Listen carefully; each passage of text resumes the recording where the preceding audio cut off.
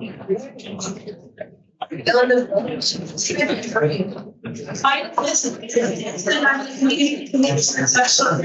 of Durango. It is very lovely to see a full house for this meeting. I'm really excited you're all here. I'm going to start off by greeting our Indigenous land acknowledgement for the City of Durango. So I would invite you to reflect on this with me. This is a call to honor and respect Indigenous sovereignty and self-determination. As residents and visitors of Durango, we are called upon to educate ourselves about the history and cultural heritage of the land we inhabit. The City of Durango is situated on the ancestral homelands and territories of the Nushu, Ute, Picaree, Apache, Pueblos of New Mexico, Louisiana, Mobi, and many other nations. The original stewards of this land were forcibly removed and exposed to countless atrocities by the United States government, including repeatedly broken treaties, forced assimilation, the tragic legacy of Indian boarding schools, and the loss of ancestral homelands. We recognize lasting generational trauma exists within Native communities today. We affirm the continuing importance of ancestral sites to descendant communities as integral to the living cultural landscape. This acknowledgement only becomes meaningful when combined with accountable relationships and informed actions. It has served as a step toward inclusion and reconciliation. And we have to take the time. We do have in the footer of the city website and more resources to learn more about this. So I would encourage you to take time to click on that link. This item is about the Jones platform. Okay. Who knows why we're here? All right. Downtown Fix That project. We have a 30% design that we're really excited to share with you. Devin King is going to come up. He's our multi-motion manager. He's going to explain more about the resolution and the design itself. But first, before we get started, raise your hand if you love Durango. Right. Cool. Keep your hand up if this proposed project in downtown feels personal to you. Okay, great. I would like you to remember that throughout the process today. As we rotate through these stations, we're going to have kind of a breakout session where you're learning more. There's a lot of elements of this design, and we want to share that with you. It's going to feel very quick. And so we want to encourage you that if you feel like you didn't get your answer question today in a short 2-hour meeting, we can only build in so much 2 hours, about our minutes before we start losing those. Please reach out to us. We are happy to answer questions, to meet with you for coffee. If you feel like you just need a little bit more about, to learn a little bit more about the design, see that's a question for you. So, encourage you to remember on the hands raised, everybody's coming with different perspectives and a different outlook.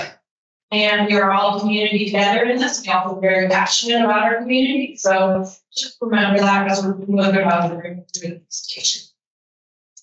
Okay, so presentation Devin's going to come up. He's going to give about a 20-minute presentation. We're going to jump into the breakout groups. We'll explain more about that later, but the color that you have on your name tag is important. So if you didn't get a name tag, please let's say you want at the check-in table. That's going to be your assignment for where you start today.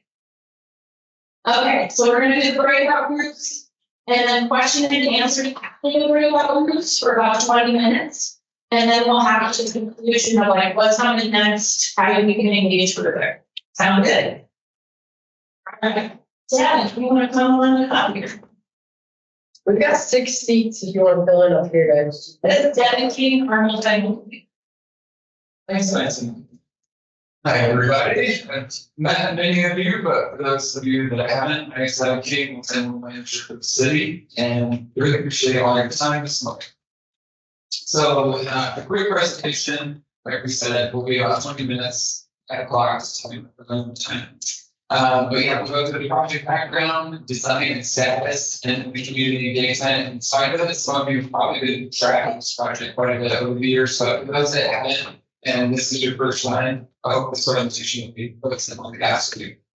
So where did all this come from? Where did all this start? So back in 2006, downtown went through a Durango or downtown it's planning process. And during that process, what's interesting is the design that came out of that actually replicates what we were talking about today, part of it.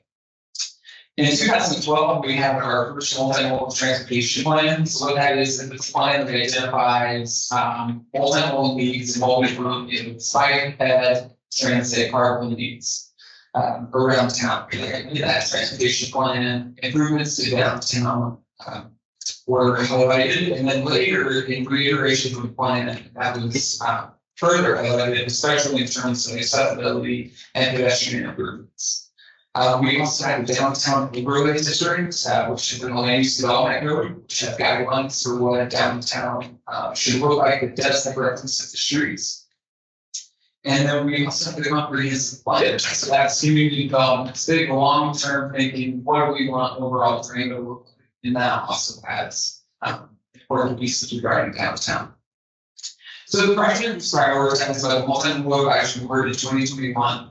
And basically, they prioritization by the city council as the budget.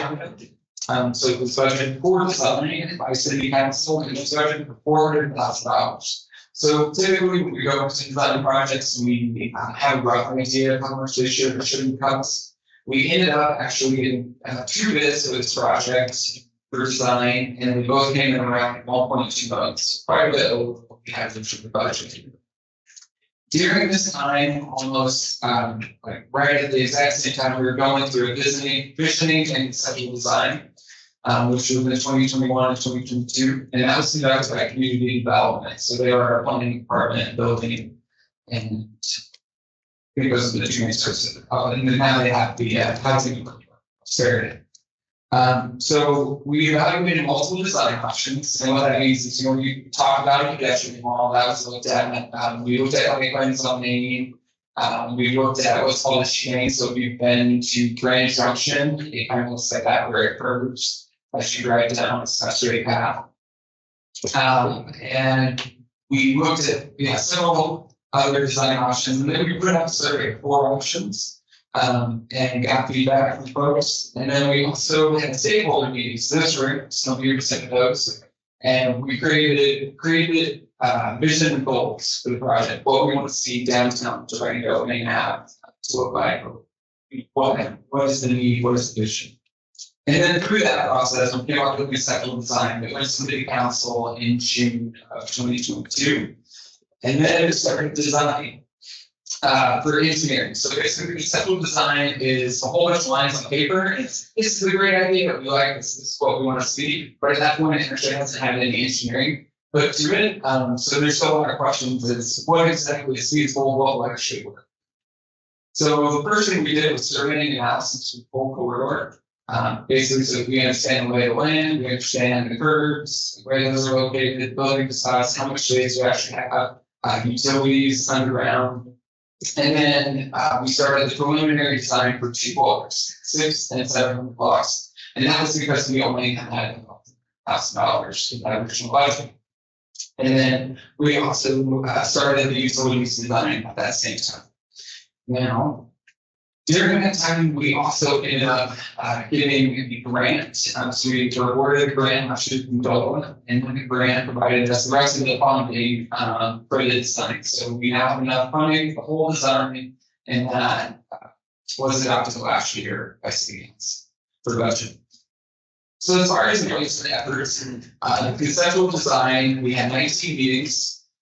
We had many of those meetings were bid meetings, or they were stakeholder meetings. We also had several public meetings, many in this room, and I see several familiar faces from those meetings. And then we had 2 questionnaires. The total number of responses from those 2 questionnaires was 2,200 people. So the first questionnaire had basically 4 alternatives for design. And then the second questionnaire was asking, the first questionnaire didn't have any design option, but it's just like, what do we want to see in the second questionnaire for design? And then we also had a ton of one-on-one meetings with businesses. So, some of them are here, some of them are at a business location. we basically tried to get out on the pavement and needed to understand business needs, systems, and how your daily operations look. And then we had an online review of the conceptual plan, but we got the TA comments. So then, as far as preliminary design, once the conceptual design is completed, the preliminary design is basically taking that conceptual design and then putting it in a real world environment. How do we create this in the actual existing space? And so again, the first phase was just the 600 and 700 blocks. So we had a public meeting, we had 94 attendees, again, in this room. And we got great feedback from that meeting. And then we had a community questionnaire just a couple months after that. And so that was the May last year, where we got 700 responses. And so that questionnaire kind of researched in a lot of different ways. But we got a lot of feedback regarding the 600 and 700 block, but it actually applies to kind of the rest of the corridor as well. Basically we're asking things about curb extensions, sidewalk width, and trees, amenity zones, which you'll become familiar with all of us here in just a little bit. We also had a focus group of 9 members, so it included a bicycle perspective, it included accessibility perspective, it included business perspective. We also had a county resident in that perspective. So that focus group had a lot of diversity of things members should provide. Good feedback, but one of the reasons why we had that focus group was this project is very big, it's very complex. It's 9 blocks from 5th to 14th Street. So there's a lot of things to talk about, and there's a lot of give and takes. Like, let's say if we bump the sidewalk this much, what does that affect? Well, that's quite a bit. Maybe you get more use of this, maybe you get less, maybe the accessibility is not as great as we want. And then we had a business forum in August last year. There we had 100 attendees, and that was actually hosted by Local First, the Chamber, and BID. And we had 100 attendees. Basically, what we did is we went through all these questions. They supplied businesses, supplied questions through this town meeting. We went through those questions in very in-depth detail. And for the record, that is all online. So any of this that I'm discussing right now, you can find online. Survey results, the forum discussion, that's all available online on the page. So I know that this is probably going to come up. Last year in September, City Council adopted a resolution, and that's what I have highlighted up on the slide right now. So what the resolution basically said was, we're currently looking at the City Hall and creating a police department in the new City Hall over at the Durango 9 building. It's a high priority. And so construction of downtown's next step in utilities is also considered anticipated to be a large cost and investment. So we were directed to complete the design phase so that we could get construction estimates for both utilities and the street safety design, and we'll start to hear those 2 terms throughout the rest of today. And again, the city did receive a $640,000 grant from DOLA, and we had matched 160. So basically, that was for design, so finishing out that grant, and then holding off on construction and then financial commitments, but basically figuring out, what is this going to cost? What are the impacts? And so City Council has full understanding of what this project really would undertake and handle. So that I'm going to hand it off to Evan, who is with Public Works, and he's going to go through utilities.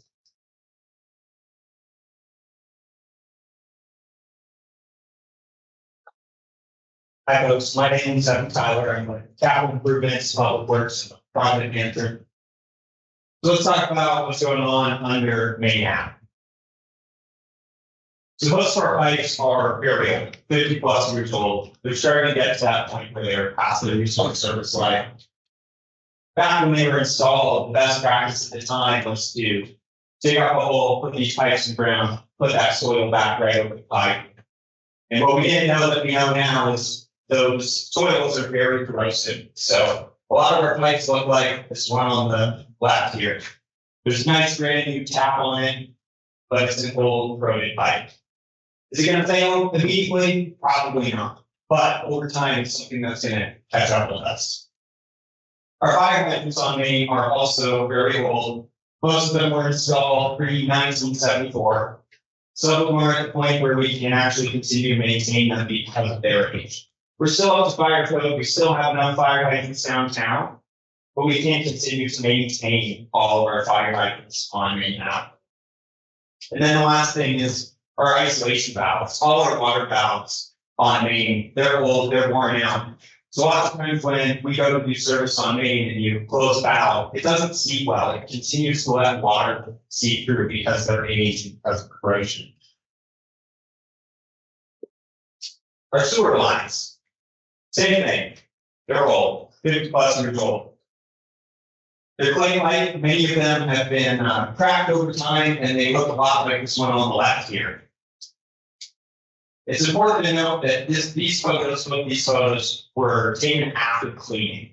This is not how they look all the time. So these cracked pipes, eventually over time, can let water or sewer leak to the ground as well as leaking back into the pipe.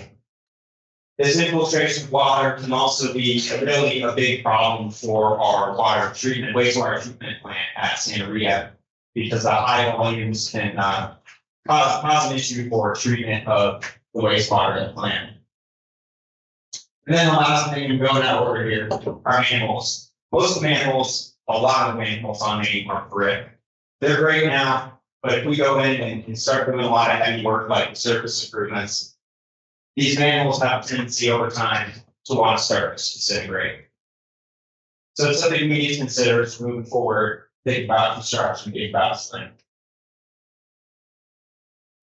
Stormwater.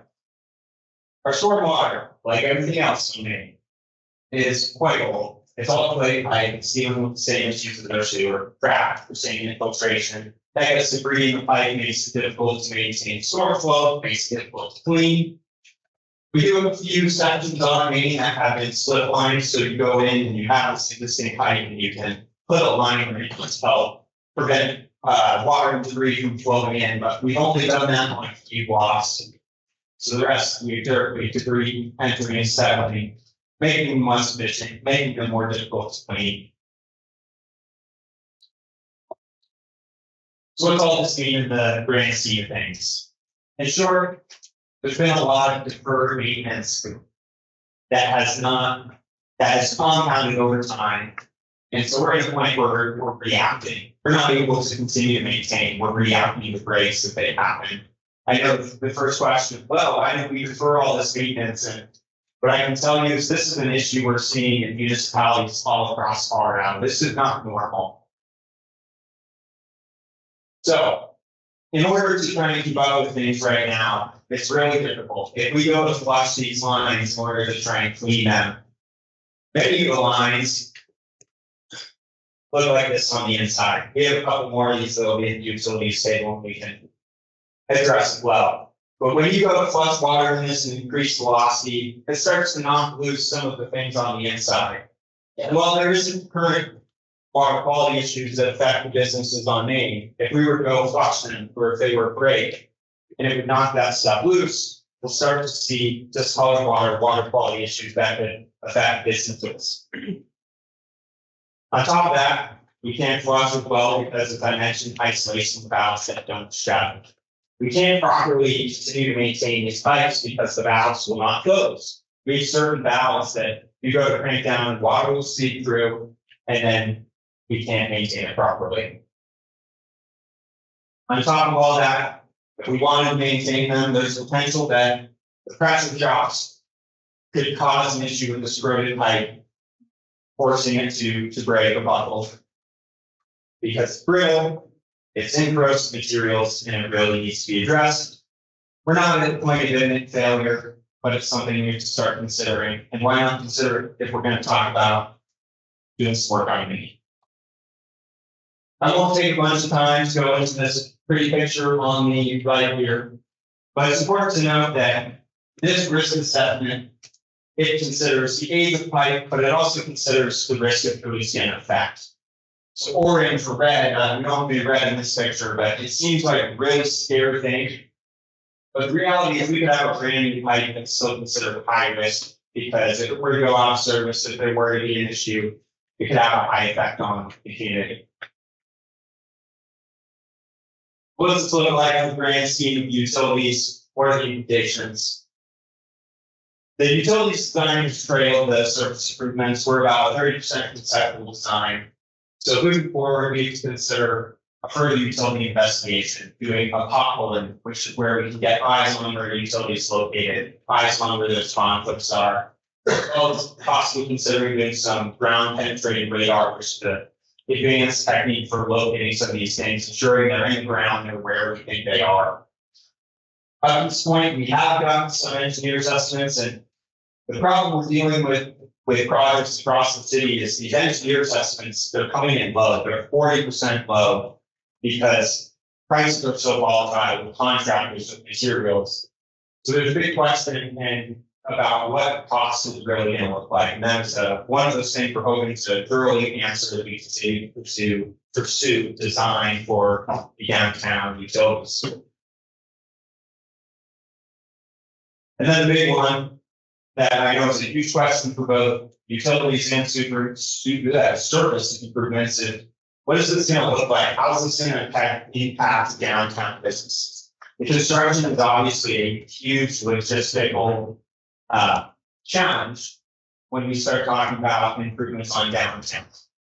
If you've driven through Pagosa, you can see an example of what I think to be a poorly managed project that shut down that whole town. But there's a bunch of great towns, Loveland, other folks who are all going through the same thing, who are taking huge steps, and it's really possible. So, long story short, we want to take a holistic view. We want to consider housing impact businesses and consider that we're doing it from the bottom up. If we're going to go in and do some improvements on Main, let's improve our utilities, let's address other issues, so on and so forth. Thanks, Evan. So I mean, kind of touched on it right at the end. Oh, I'm sorry, you want that? Thank you. I touched on this a little bit, but one of the things the city isn't doing is to be better stewards and tax dollars. Everybody else has a big one. Basically, something in the city is to do projects holistically. So anytime we're going into doing utilities or road reconstruction, doing pavement, what else needs to be done can do at the same time. And that's to be efficient with funds, but also be efficient with impacts, so that we don't, go through repave the road and then 2 years later come back and do sidewalk upgrades or come back and do utilities. So one of the big things on this project is we're working with multiple departments. We're taking a look at it in that holistic sense. How can we make sure that we go in there and do everything right the first time, so that we don't have to come in and mess like we got again? And I will also say that one thing that we don't really touch on enough is the quality of pavement out there. It will need a mill and overlay, which is basically where we come in, grind it up, and repave it, and that also has impacts as well. And all of that offers up opportunities to do things in sidewalks during that time. So design steps, where we currently, we have a full streetscape design at the 30% level from 5th to 14th Street, which you see on the wall over there. You'll get a good chance to look at that here in a bit. And right now we're going out to the public and all shooting. So hopefully you saw we have 4 meetings. This is the first one. We have 3 more, basically 1 a week. So we're going to be really busy, but we hopefully all can participate. We also have a pilot project, that is downtown, and that's also grant funded. So that includes 2 pilots. So we have the one that's out from fired up and trail, and now we have 2 more. One is from Libre, and then the other one from Maria's. And then the curb extensions, which are at the 6th Street, College, 7th, and 8th Street. And we are hiring, we're in the process of hiring artists to paint within the curb extensions. And we're going to be adding minors this summer. So that was the original grant. So unfortunately, last year, grants take a while. So we didn't have the opportunity to get all that out last year before we took them out. So that's what we're doing right now. As far as design updates, we heard quite a bit of feedback last year, and so we made adjustments to that design according to that feedback, which we'll talk about here a little bit more. And I'll just skip on and we'll discuss this more detail. So the pilot was funded through a revitalized Main Street grant program, so that's from CDOT. Again, 2 pilots demonstrate expanded sidewalk by adding extra pedestrian space and activation. So what we mean by activation, we put things like bike corrals, we put things like planters in there. But it also creates safety benefits by slowing down vehicles from their turning, also making pedestrians more visible. As well as, making cars more visible to pedestrians. So the temporary curb extensions, they will be out basically for the rest of the summer, and we'll put them back in at the last year. And it also allows the real world testing of turning movements of trucks, which we've gone out there, we videoed, we've driven it ourselves, we've been talking to UPS, FedEx drivers. One thing I would like to note with this design is the design of those curb extensions is for your everyday trucks and vehicles, FedEx trucks, snowplows, and recycled trucks. And then for bigger, larger delivery vehicles, as of now, they basically turn into that center left turn lane when they turn, and they will continue doing that in the future. So let's look at the design. I just highlighted a couple three of the blocks just to kind of point some things out to you. So over here, this is indicating play activation type space with these green spots, and those are 500 blocks to down in the train station for great time. These are called bioretention areas, so that is for water quality. So we get those big heavy rains, they will go into there before it goes down to the river. So right now, when you get a big rain, they go straight to the river, not any water quality. So, there's oil or other things in the street, small trash, it goes basically straight to the river, and that's what these bioretention areas are for. And they are required to make a project of this size. So we have your engineering folks like Keith, you probably tell you a little bit more about it, but we have this whole MS.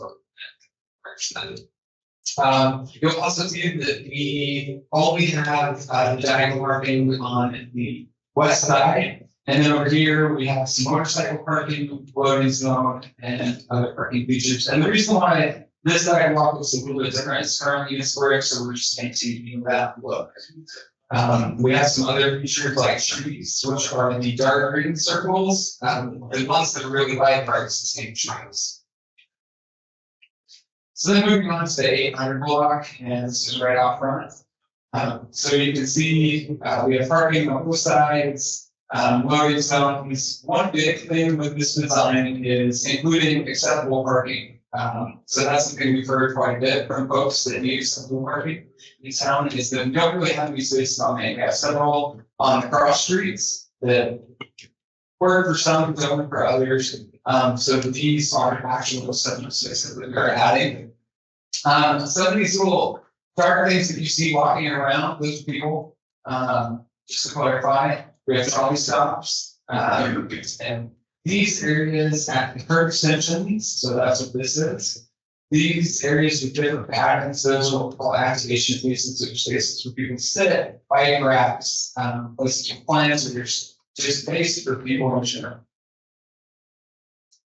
And then moving on to what we're terming the flexible blocks. So these blocks are a little bit different, and we have a picture over there that shows examples, and then we're at the I can't remember which table. I think it's the activation areas table. You'll see renderings of what this kind of looks like. So basically, fancy planner sleep for pictures that are made to look like downtown with this design.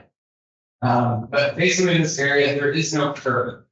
It's the big feature here. So what that means is that this were to be so the flexible blocks are from 9th Street to 11th Street, and the reason why that is because 10th Street doesn't go all the way through. Both 9th Street and 11th Street are subdivided and have crossings that go all the way through. So this area is more easily turned into event space if that were to happen. And the big feature here is, when we have events, there's no more curbs. The folks are just able to kind of flow freely, basically, in between those two blocks if it was shut down. And what we do have over here that's hard to see is there's bollards, and basically that's there to kind of indicate cars. Here's where pedestrians go, here's where you go. Parking, and then again, we have activation space. These red circles, those are going to be ornamental trees. So we have been talking to the Durango Fire Protection District and talking to them specifically about trees, their response. And that's kind of one of the things that we've learned from them is, some of these trees downtown, especially bigger farmlands that are close to them, make it hard for them to get to fires. So that's one thing we've been working with them on, regarding treatments and their response. So design updates. Like I mentioned earlier, we did make updates to the design based on feedback. So some of those design updates include curb extensions were reduced in length. So originally, if you look at the conceptual plan as well as the preliminary design plan for the 6700 block, some of the curb extensions extended down the block further. So we shortened those quite a bit. Where there's still some longer ones, is where we have bio retention areas. So that's for that water quality, which we're really able to sure those getting more well. So we take water quality in that form. And then we also made turning lanes at each intersection. So I'll go back. This is what we mean by dedicated turning lanes. Right now, the center left turn lane, really only at College has the dedicated left turn. So we're showing them on every block. And the reason is that it then directs deliveries to the middle of the block. You know, sometimes right now they can get a little too close to the intersection, which then causes problems with traffic when turning. That's the parking reduction in the original conceptual plan was about 50 spaces, and with some of these design plans, the came feedback, it's now 31 spaces. So that you can kind of understand what that looks like right now on downtown Maine with the ball balance and curb extensions and the headwoods and bike corrals, we're at about 28 spaces that are reduced right now. So it's just about 3 more. Curbside loading zones were added. So going back to this graphic, both of these you can kind of see it, but we put loading zones on each block. We heard that that was a pretty important feature. However, with that, we did have to give up some other spaces. And then sidewalk widening. So originally the plan proposed 5 feet, and now it's been reduced to 3.5 feet. So the way we got to 5 feet originally was reducing the lane widths.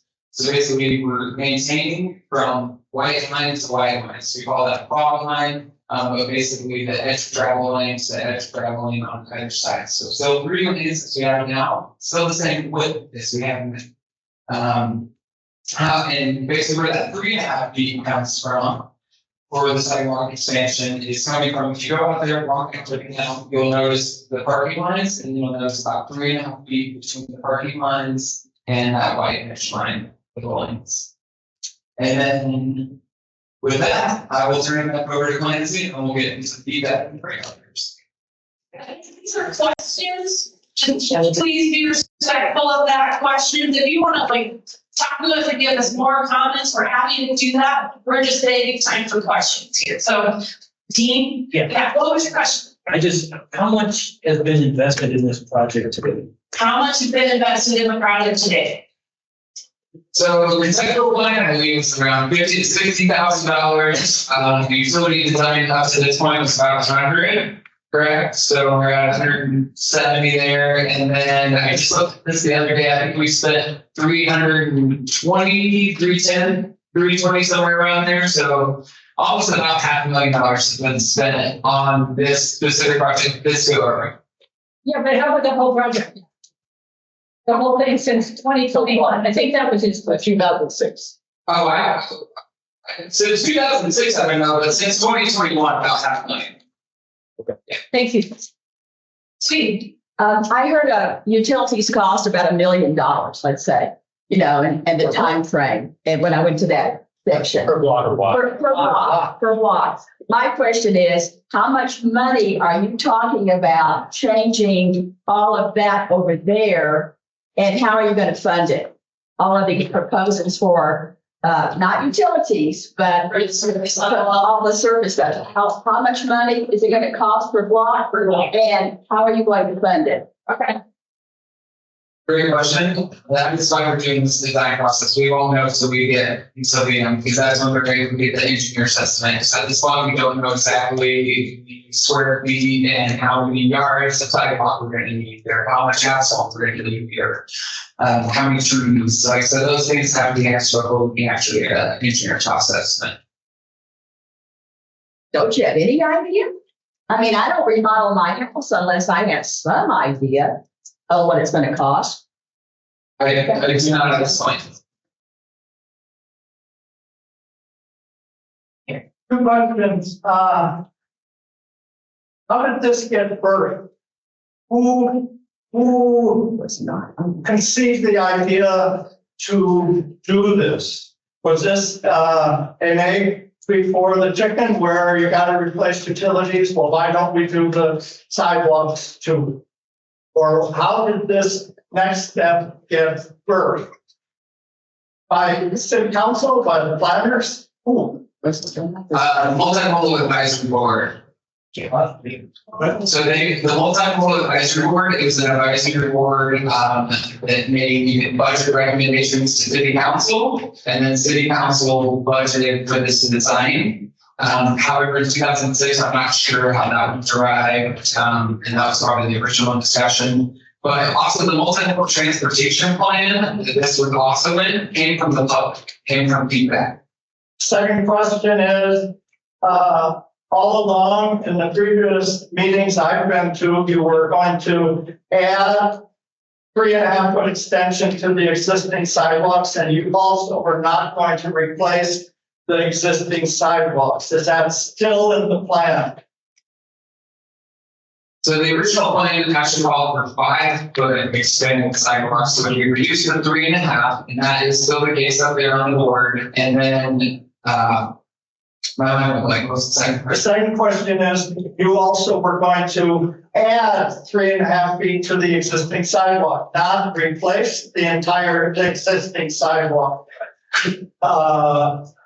At previous meetings, the problem with that I see that I brought up at our little meetings was you're gonna have a 2-foot cut through the existing sidewalks, 90 degrees to each building at least once or twice, if not 3 times, cutting through the old existing sidewalk, which now you'll put the lateral for the utility into each of these ditches, backfill them, and then patch that concrete. Is that the plan?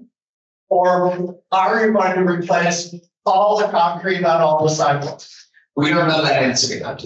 Pardon me? We don't know that answer yet. Okay. Yeah, we need to get further in design so that we can understand the whole impact to sidewalks from utilities. And then also we need to understand the current state of the sidewalks, because I mean, there's a lot of sidewalks that are in bad condition. And again, part of this is making everything accessible, which has requirements that go along with that. How long have you estimated this goes through? How long have you been?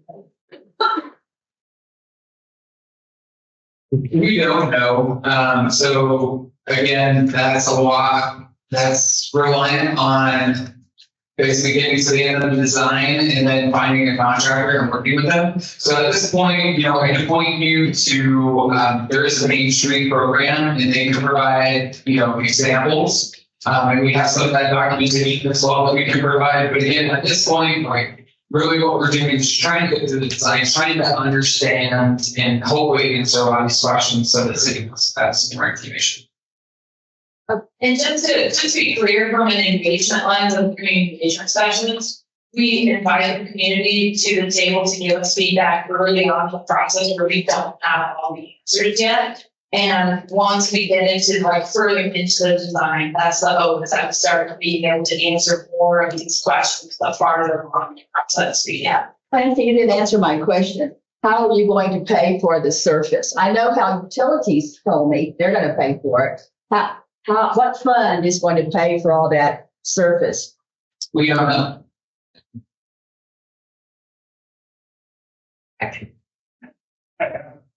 Talking to Devin here, and he asked me to ask questions. I wonder, when somebody parks, you extend the sidewalks, and somebody parks there, I asked how much room there was going to be from the outside of the car to the driving lane where cars, bicycles are going by, and I believe he said 6 inches, am I right? And I'm, at a council meeting last October, I heard Devin give a presentation about a safety design program we kind of like to do here, where you design to avoid accidents and avoid fatalities. And I don't understand how having a doorway where somebody has to open into a parking lane and exit out of that car into the driving lane, that they're not going to get themselves killed or get their car wrecked. I mean, I can't understand that problem. It's a great question. And what we were about, so that 6 inches is basically from the edge of the parking lane to the edge of the travel lane. However, not all our cars, so the parking lanes are 8 feet wide. Some cars are 6 feet, especially smaller cars. Bigger trucks these days are getting closer to that 8 feet mark. So it does vary as far as what goes, in that door. But one of the big things, and so I brought this up with a few of the tables, is John Hopkins just did a recent study and looked very comprehensive, looked at this across the nation. And looks, okay, what happens when you narrow that roadway of parking? And it actually makes things safer. Now, while that feels counterintuitive, which I totally understand, one of the things you need to think about is how fast people are going, because that's really a determining factor as far as serious injuries or fatalities. That 20 mile per hour mark is the big one. So at 20 miles per hour, that's when 1 in 10 crashes with a vehicle and a pedestrian are going to be serious injuries or fatalities. We keep that speed below that. That's not the case. Also think about 3 Springs has an area, and I can't remember which road street it is that Katie tells me off the top of his head, but one of them does have this exact scenario, right? It has parking right adjacent to a travel lane. And so it's a good spot to go out and experience it. And this exists in a lot of places, but basically when you open up that door, you're right. It is in the traveling traffic. However, that traffic's going slow. If they have to stop, they're able to make that stop because they're not going that fast. And then you have the time to get out. And does it slow people down? For sure it does. Does it necessarily make them less safe? No. If anything, improves safety by making people go slower, making people more visible, and also getting rid of, Joe said this a little bit in terms of cyclists, it reduces the ambiguity that's currently out there because of that 3.5 foot space, which is not a bicycle lane. A bicycle lane has to be at least 5 feet. So that 3.5 feet is not counted as bicycle lane, but that puts them in the touring zone. So with this, it will be less confusion for cyclists, and they can know to ride in the lane versus riding on that ledge close to the cars. Where they could have a car on one side, have parking on the other, and potentially get toured or hit by it. Let me just add to it a second. I don't know about your car, but my car door opens at least 2 feet, right? You got handicapped people, elderly people, maybe elderly people. So anybody getting out of their car that opens the door, certainly the traffic can stop. But if you have that happen in 3 or 4 places down Main Street, then you've got cars backed up, half the way down the town. I mean, today it's not unusual in the summer to see cars backed up for three blocks, with the way that it is with the stoplights and such now. So what you're doing is you're making it less attractive for people to actually come downtown. And that hurts retail businesses. There's a lot of stuff that talks about, when places are busy, that means it's good, right? People want to be where it's busy. I mean, it draws more people in. Like if I had to stand and there's nobody there, people don't really stop by. If I had to stand and there's nobody there, but what's going on there? So I don't necessarily agree that just the added traffic will deter people. It also brings in a lot of people. But regarding the doors new open, usually about 3 feet is what we work with as far as how far we're looking. Every time somebody opens the door, they're going to stop traffic. If that traffic is there, yes. But I will also say for the accessible spaces, those are designed for accessibility offloading with ramps and stuff on the interior. Are you done? Yeah, is there an idea for some offset parking off of Main? I remember years and years ago, almost 20 years ago, they talked about the old Schluter Flower building, turning that into a parking garage. And if the police station is relocated to another spot, wouldn't that be a great spot for additional parking where people can, park near downtown, walk a block, and then they've got less cars moving up and down Main Avenue. As far as plan, I can answer to what exists today, the transit law, which I think hopefully all of you know about it, for 5 months a day, or if you're in the employee program, it's recently started.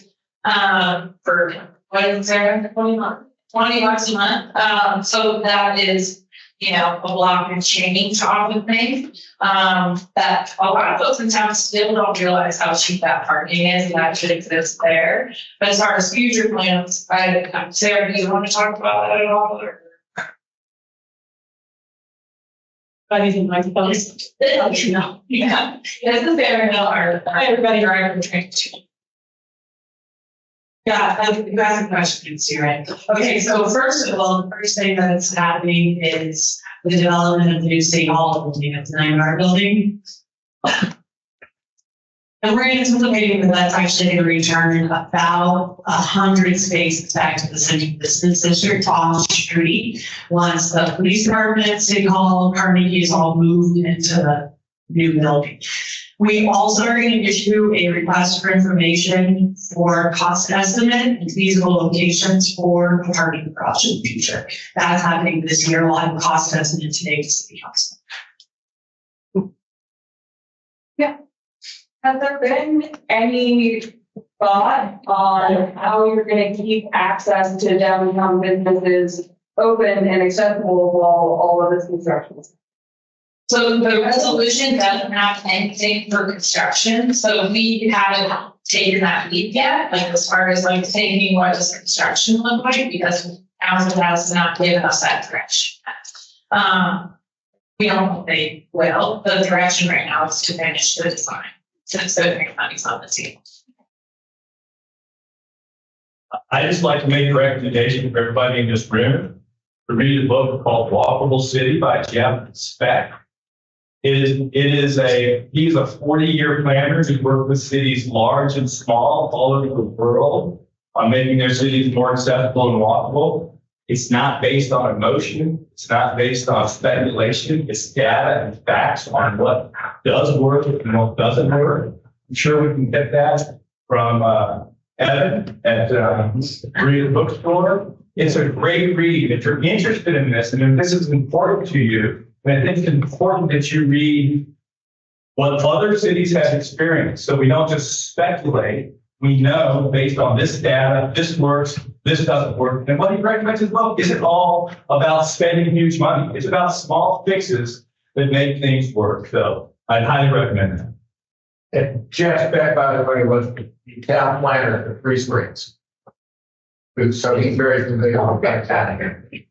There's no traffic in Three Springs. I just wanted to comment to Devin, because you told me that before, that in Three Springs, you can see where the cars are parked right next to the travel lane. There is no traffic in Three Springs, so that's not really a very good comparison. You know, if you drive down 3rd Avenue, when there's a lot of traffic and there are cars next to the driving lane, that's a lot better place to see. But it still doesn't have the kind of traffic we have in downtown.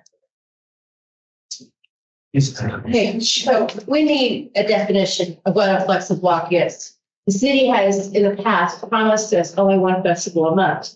Does this put this flexible block in, which I'm not saying I'm for, I'm just saying, what's the city going to stand for? And all this we're doing, you didn't put any restrooms in here. You know, come on, guys, we all know we need restrooms downtown. And during this whole thing, you still can't answer how you're going to maintain, because you can't maintain what you have. You haven't given us examples of how you're going to maintain. You haven't tried to put the benches back out for London that we have offered. We've offered to have benches back out to try to see if we can maintain them and keep the bums off. See, you're not showing good faith, because you're not doing what already needs to be done. You haven't provided us more parking. You haven't provided us restrooms. You haven't maintained what you have. So let's step up, do what you have now. And then maybe we do a version of this. I'm not saying there's the good parts, there's bad parts, but let's compromise and figure out, we need restrooms, we need parking. You need to learn how to maintain what we have, and then move on to these bigger things. To answer the question about restrooms, I know it's not in the heart of downtown, but Buckley Park, right now in the plans for the new City Hall, there's a public restroom that's currently in the plans for Buckley Park. So that would give you the restroom at Buckley Park, a welcome center restroom, the transit center restroom, and then the welcome center. And for the rest of it. But Andrew, we've also been talking about restrooms and where that could go downtown, what that would look like. I don't know if anybody had a chance to talk at the issues table, because we have been talking about that, you know, like, but we also still have that question of this, if we have this open public bathroom downtown, who's maintaining that? Who's going Well, to? it's the city's job to maintain it. Yeah, And then, okay, so even if you are trying to do something about the restrooms, what actually does the flexible block mean? Why do we need a flexible block? Right. What is your plans for a flexible block? right now, it's, I mean, the flexible block, so again, it's 2 blocks from 9th to 11th Street. You know, when we first did the survey, so the original survey that went out, before we had any design alternatives or any idea, like I said, we had a survey out and basically asking, what, you know, like, what is your vision? What do you want to see downtown? What are the needs? What does that look like? And it was probably about 50-50 as far as wanting pedestrian wall versus not. Which, you know, we're trying to pull in some ideas together. You know, there's a lot of desires and we did it in a room. So I was asking, so it's a pedestrian wall off the books. And yeah, I mean, this like that. But a flexible block allows us a little more opportunity. So whether it's events like you see now, whether it's festivals, whether it's just like an evening thing, I don't know. That's not really part of the plan. But the idea is by having these flexible blocks that are curbless. So Ryan Bull has this.